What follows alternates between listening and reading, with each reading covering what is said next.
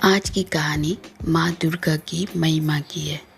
एक गांव में एक बुजुर्ग रहते थे। उनकी कोई संतान नहीं थी। बहुत दिन बाद उनके घर एक लड़की पैदा हुई। वो लड़की बहुत सुंदर थी, मगर जब बूढ़ी जो उनकी मम्मी थी, वो जब बच्ची होने वाली थी, उसी समय उनका बहुत उम्र हो गई थी बोल के वो पैदा करने के बाद ही उन गुजर गई। वो मम्मी उसके पापा फिर सोचे पिता कि हम अभी इस बच्ची को कैसे पालेंगे। वो बोल के रोने लगी। फिर वो माँ दुर्गा के पास जाके, क्योंकि वो बहुत बड़े भक्त थे माँ दुर्गा की, उन्होंने माँ को बोला कि माँ, इस उम्र में आपने एक बच्ची दी है और इसकी माँ को भी छीन लिया। अब मैं इसे कैसे पालूं? अब आप ही संभालो बोल के माँ के चरणों में उसको दे दिया और फिर उसको बच्ची को उठा के अपनी छाती से लगा लिया और बोला, माँ, आप और मैं दोनों मिलके ही इसको पालेंगे।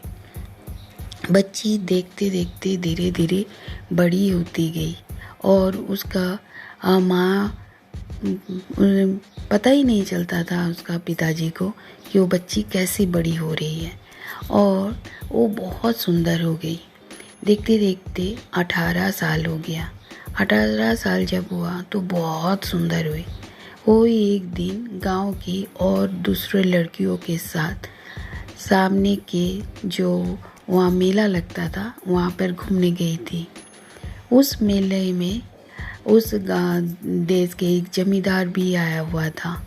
उस जमींदार ने उस बूढ़े ब्राह्मण का बेटी को देख लिया। उसे देखते ही उसको पसंद कर लिया। फिर वो अपने सैनिकों को, मंत्री को बोला कि ये लड़की किस घर की है, थोड़ा पता करो। तो उन्होंने जब पता किया तो बोला कि ये राजा को, जमींदार को आके बोला कि इस बच्ची का तो खाली एक पिता ही है और कोई भी नहीं है। तब जमींदार बोला कि मुझे किसी भी हालत में इस लड़की से शादी करनी है। सब ने बोला कि आप वो गरीब घर में क्यों शादी करेंगे?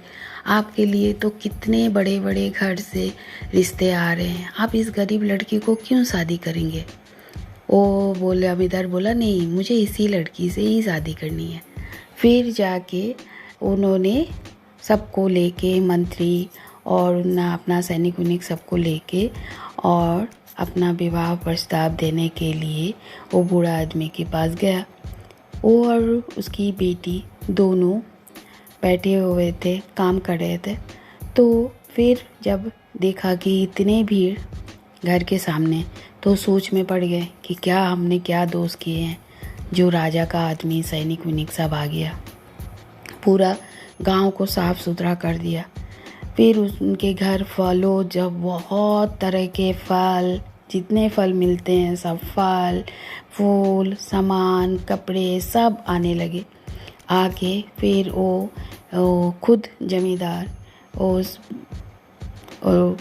बूढ़े आदमी के पास गए और बोले कि मुझे आपकी बेटी बहुत पसंद है, आपकी आज्ञा हो तो मैं इनसे शादी करना चाहता हूँ।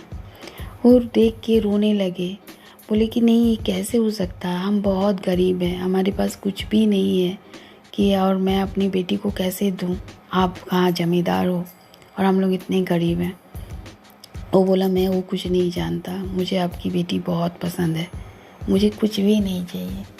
तब वो रोने लगा और फिर जाके वो अपना जहाँ माँ का पूजा करता था वहाँ जाके कागज़ के चीट बनाया, जिसमें एक में हाँ लिखा और एक में ना लिखा। जब भी उसके बूढ़े आदमी के पास कुछ भी दुविधा आती थी तो इसी तरह अपना समाधान निकालता था। तो उसने हाँ और ना की 2 पर्ची बनाई और माँ के पैरों के नीचे रख दिया। माँ ने उसे हाँ और ना में से एक चुन के देने वाली थी।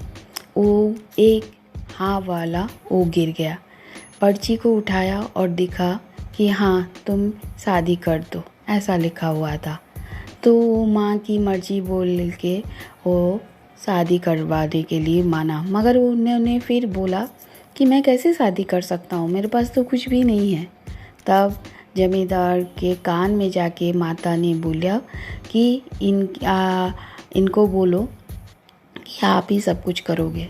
फिर ये जमींदार ने उनका हाथ पकड़ लिया और बोला, आपको कोई चिंता की बात नहीं है, आप सिर्फ एक कपड़े में अपनी बेटी को विदा करो, बाकी सब मैं संभाल लूँगा।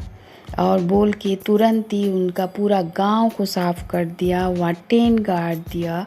फिर सब तरह का खाना बनाने वाला और जितने भी होते हैं सब, शादी में जितना भी चीज़ ज़रूरत है सब आ गया। जमींदार के एक इशारे पे सब आके सब कुछ करके इनका शादी होके और लोग लेके चला गया। उसके बाद जब वो लेके चला गया और उसके बाद उनका बेटी को वहाँ पर इतना राजमहल जैसा उनको सुख देने लगा।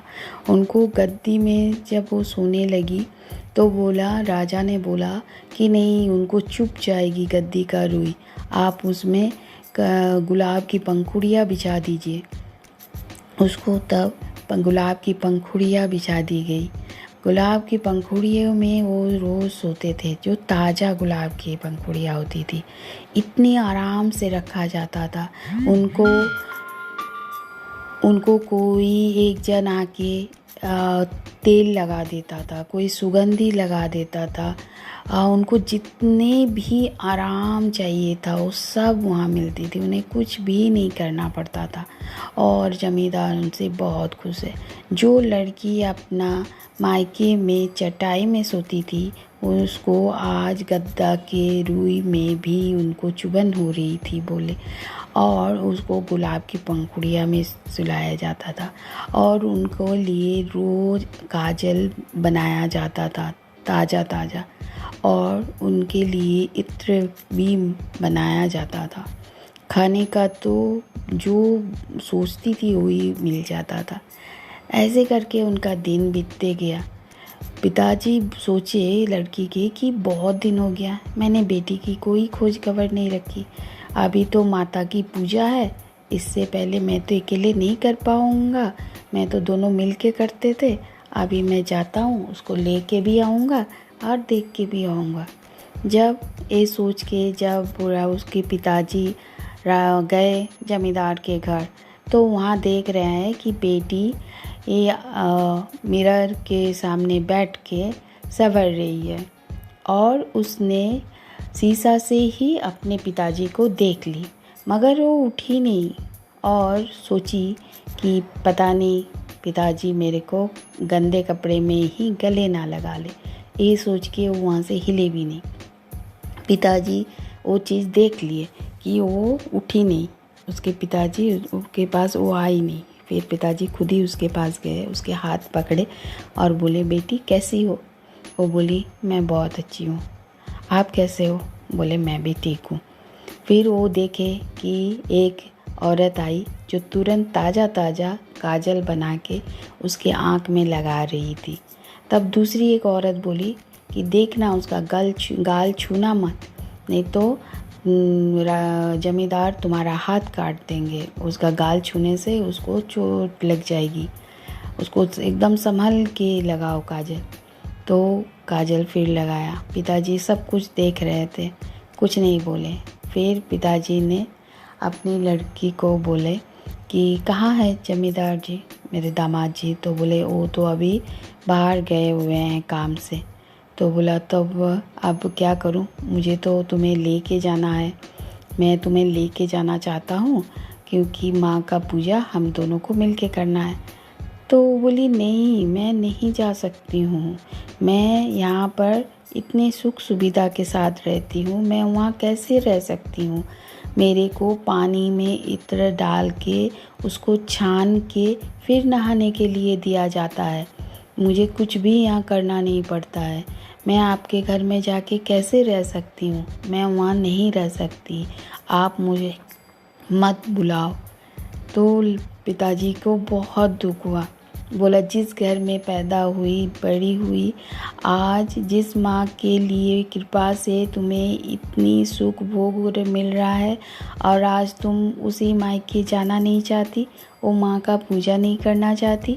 ये सुन के पिताजी को बहुत दुख होता है, मगर वो कुछ नहीं बोलते हैं, क्योंकि माँ बाप को अगर बच्चे धुतकार भी दे तब भी माँ बाप अपने बच्चों को कभी भी बद्दुआ नहीं देते, उनको बहुत भर भर के आशीर्वाद दे के और निकल आए। और बाहर निकलने के बाद उनके आंसू, आंखों की आंसू रुक रही थी, रोए जा रहे थे और बोल रहे थे माँ को, माँ मैं अभी कैसे आपकी पूजा करूँ, मैं हर बार तो दोनों मिल के करते थे, अब मैं अकेले क्या करूँ माँ, वो नहीं आई। ऐसे बोल के वो जा ही रहे थे। कुछ देर दूर जाने के बाद एक जंगल था, वहाँ वो देख रहे हैं कि पीछे से उनकी बेटी चिल्ला रही है पिताजी पिताजी बोल के, और दौड़ दौड़ के आ रही है। वो उनको देख के सोचते रह गए, ये कैसे ये आ गई, ये तो अभी मुझे ना बोल दी। बोली नहीं पिताजी, मैं तो आपके साथ मजाक कर रही थी, मैं कैसे ना आऊँ, माँ का पूजा है। ऐसे बोल के वो अपना पिताजी को पकड़ के दोनों साथ साथ खुशी खुशी घर आ गए। फिर उन्होंने तुरंत लड़की घर आते ना आते घर की सफाई करना शुरू कर दी। उस झोपड़ी को ही इतनी सुंदर से बना दी, तोरण लगा दी, बाहर में कलश स्थापना कर दी, क्योंकि माता की पूजा शुरू हो गई थी। पूरा 9 दिन बहुत तरह की पकवान बना बना के माँ को भोग लगाती। उसके पिताजी बोले, बेटी तूने तो कभी यहाँ पर इतना सुंदर सुंदर खाना नहीं बनाई, और तुमको इतना खाना बनाना आया कब, तुम वहाँ भी तो मैं सुनी कुछ नहीं करती हो। पता नहीं पिताजी मुझे आ गया, ऐसे बोलती। तो सोचा कि होगा कि वो कभी सीख गई होगी, देख के भी सीख गई होगी। ये सोच के पिताजी ने और कुछ नहीं बोला।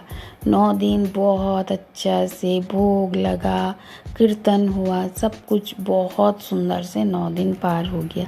10वां दिन जब आया, पिताजी बोला, एक दिन भी ना दामाद जी कुछ खबर लिए ना कोई आया, ये क्या बात है।